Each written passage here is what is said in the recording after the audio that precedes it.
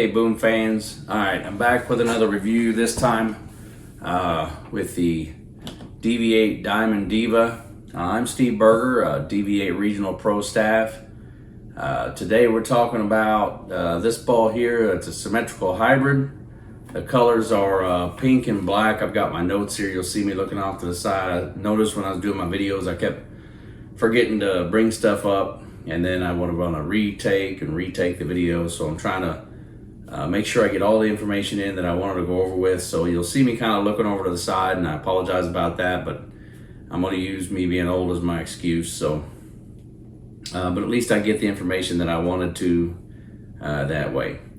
Anyway, so it's a symmetrical hybrid. The color is pink and black. Diamond, the black color is the pearl part, and the pink color is the solid part. The core on this ball, it's a symmetrical, like I talked about.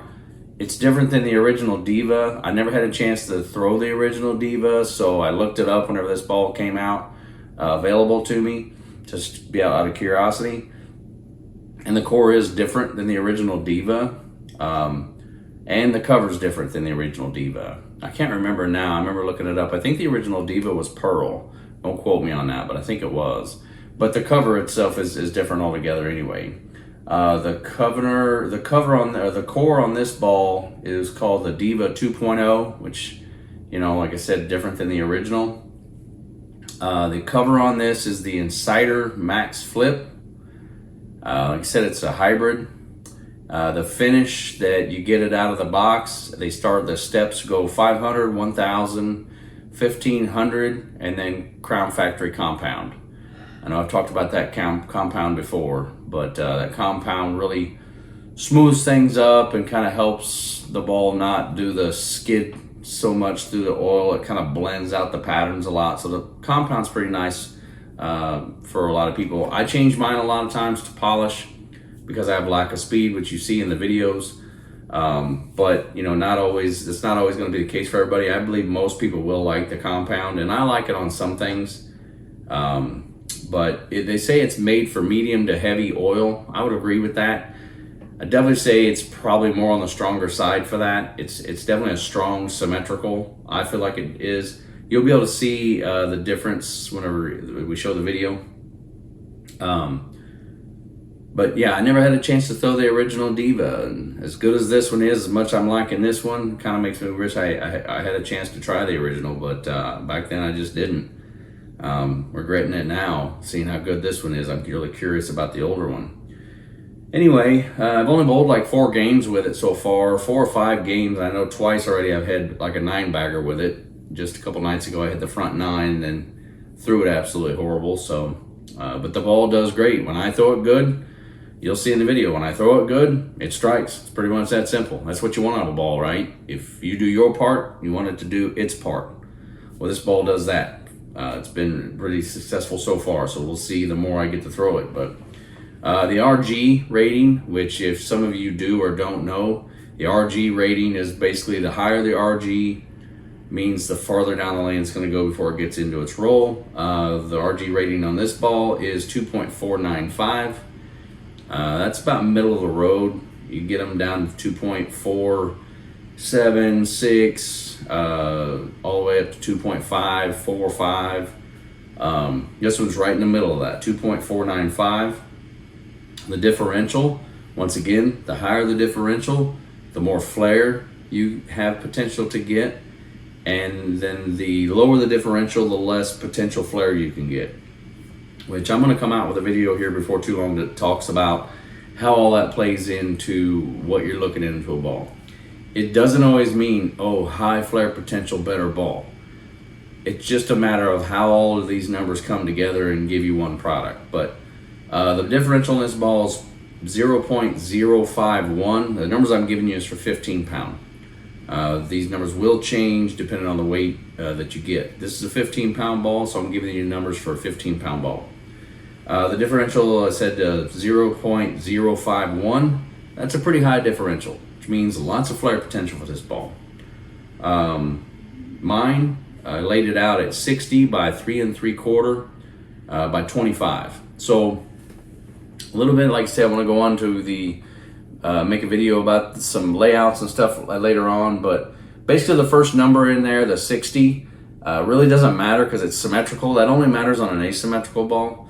But I did put 60 on there. What that's going to do is it's going to bring the CG closer to the grip, and just so that I don't have to worry about it. So a lot of times on a symmetrical ball, that first number, I'll basically put it wherever. It really doesn't make much of a difference. It's just kind of keeping it close to the grip. For the most part, it really doesn't matter. 3 3/4. As far as the second number, that means the pin to pap distance. So wherever my positive access point is, the pin is 3 3/4 away from that. So what that is 3 3/8 is your strongest distance from pin to pap to your pin. Is the strongest you can make it to get the most flare out of it is 3 3/8. I put this 3 3/4, which is a pretty strong pin position. I wanted to do that with this higher differential on this ball. I wanted to give the ball a chance to really flare up like its potential to do that. It gives me something different than some of my other pieces that way, and that's why I chose that 3 3/4 for that pin distance. And then the back angle, the third angle of 25, the higher the number on the back angle, the more open the breakpoint the breakpoint angle will be. So if you have like a 70 degree or an 80 degree angle on the back angle, the shape of the breakpoint will be a little more open. It won't be so sharp and hard off of the spot. And then the lower the last back angle number, the sharper and harder it comes off of the breakpoint. So I picked 25, which is a pretty low back angle, but I wanted that as well. In my mind, when I was laying this ball out, I'm thinking, okay, I want it to flare a lot and I want it to come off the breakpoint pretty hard. So that's what I did. I gave it a really strong pin distance, and then I loaded it up with the back angle on 25 to come off the breakpoint hard. And that's exactly what it does. So you'll be able to see in the video, especially in comparison to some of my other things, how it comes off that breakpoint like that. And it's been pretty successful so far. So anyway, that's pretty much all the information. I went through all my little notes here. It seems like I went through everything. And so now we'll be able to look at the video and we'll talk about what we see in there and talk about the comparisons that I threw in there.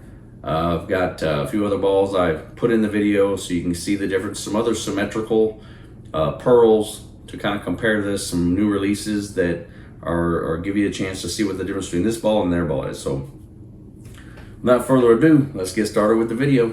All right.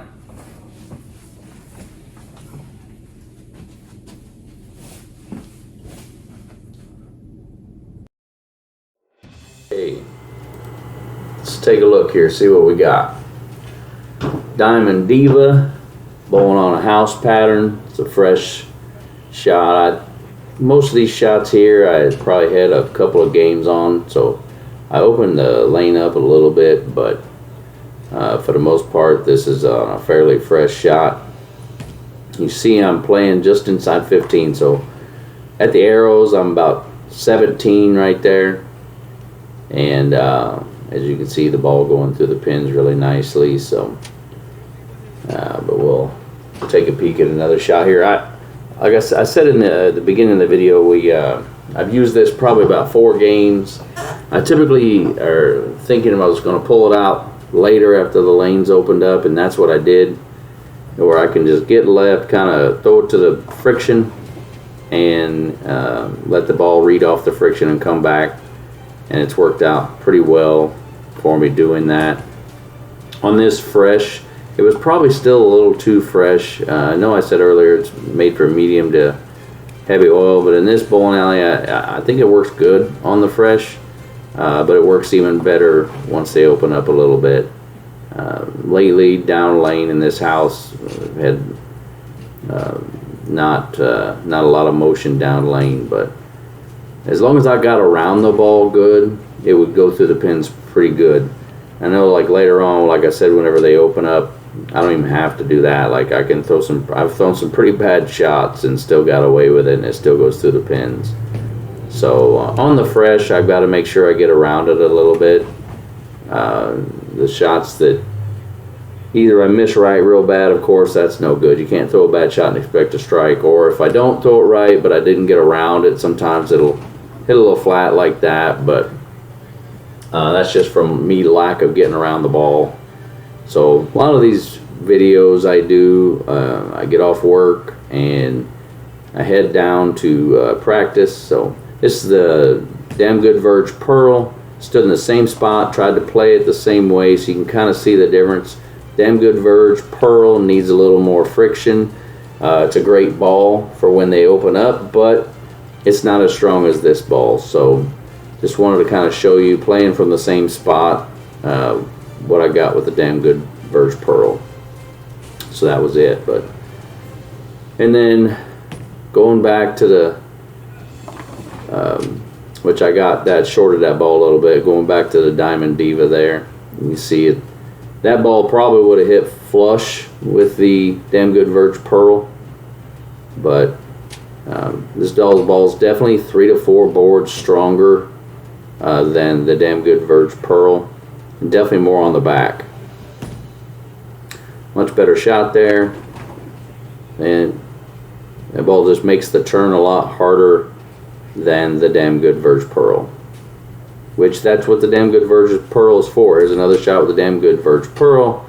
I stood a little bit further right, got around it a little bit more, and like I said, this shot that's out there right now is still a little too fresh for the Damn Good Verge Pearl, but just trying to show you the difference there.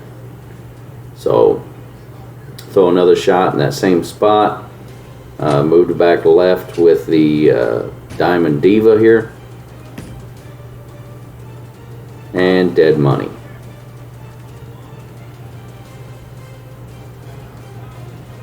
This ball, it's not priced really high, and you get a lot of ball for the price level that it's sold at.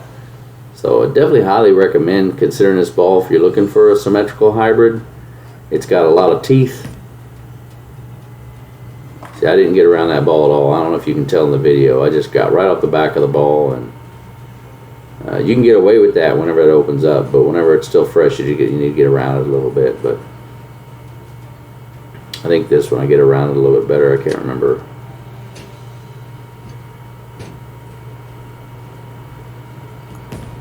Yeah, got around that one better. And you can do, that's the difference. That's the difference right there. Get around it a little bit and it just stuffs and drives through. Like I said, when they open up a little bit more, you ain't even got to do that. Like, it's definitely forgiving. Here's the Columbia 300 Torque Pearl, standing in the same spot. You can see just down lane, it's not making the move that the Diamond Diva does. Once again, the Torque Pearl's a great ball for its purpose. You know, whenever they open up a little bit more, a little more friction, Torque Pearl's great. But this ball's just stronger. It's about 3 boards. The Torque Pearl's about 3 boards weaker, about the same as the Damn Good Verge Pearl. It's a little different, but it's pretty close. Nice. Isn't that pretty? So yeah, you know, not only is it a great ball, but it's got a great look to it.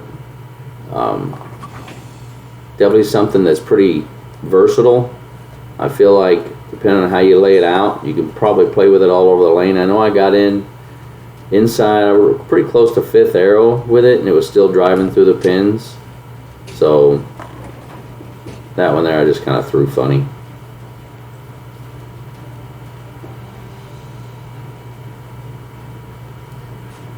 Here's a shot with the Radical Bigfoot.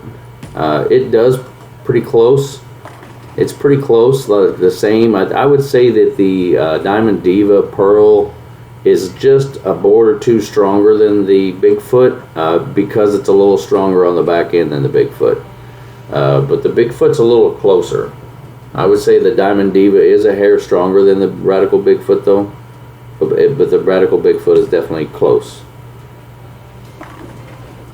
Another shot, I got around it good.